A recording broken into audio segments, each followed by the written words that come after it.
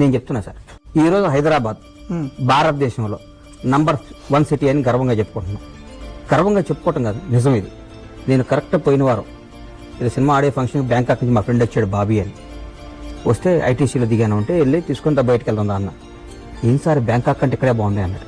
City view అదిరిపోద్ది Madhapur beach ఉంది. అప్పుడు చంద్రబాబు నాయుడు గారు 2020 విజన్ అంటుంటే ఏంటో 2020 అంటూ ఉండేవాడు అనుకునేవాడిని నేనప్పుడు.